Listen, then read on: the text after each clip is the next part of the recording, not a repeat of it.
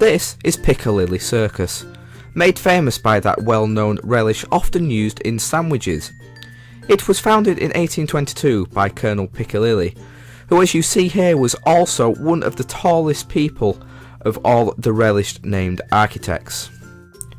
One of the lesser-known attractions here, where the population of the Scottish city of Aberdeen have been relocated and forced to feed steak to the hungry tourists of London town. The world-famous Leicestershire Square here, with no less than 10 cinemas all within touching distance from one another that have been playing Liam Neeson films 24 hours a day, 7 days a week for the last 37 years. Many people flock to Leicestershire Square for many red carpet events and movie premieres.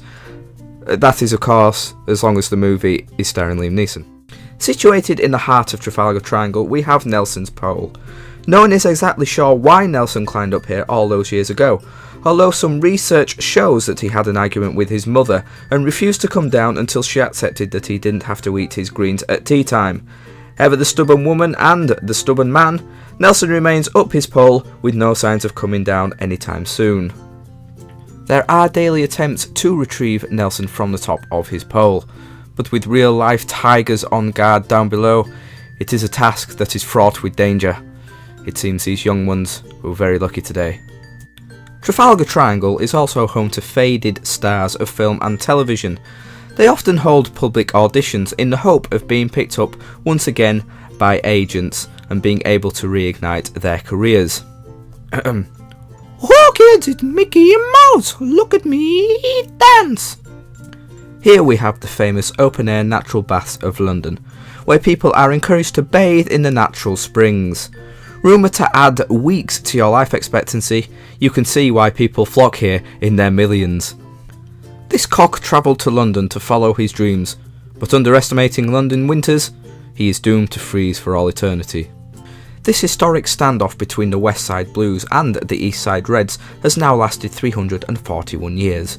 It allegedly started when one of the Reds stated that one of the Blue team members' mums was so fat that when she sat on her iPhone, she turned it into an iPad. The Blue team asked for a retraction, and this is a retraction they're still waiting for to this day. Here we have the famous Queen's residence of Buckinghamshire Palace. Despite the split of the band after Freddie's death, Brian May and Roger Taylor still reside here. You can often find Brian stroking his many badgers, whilst Roger will be found in his knickers eating bowls of Cocoa Pops.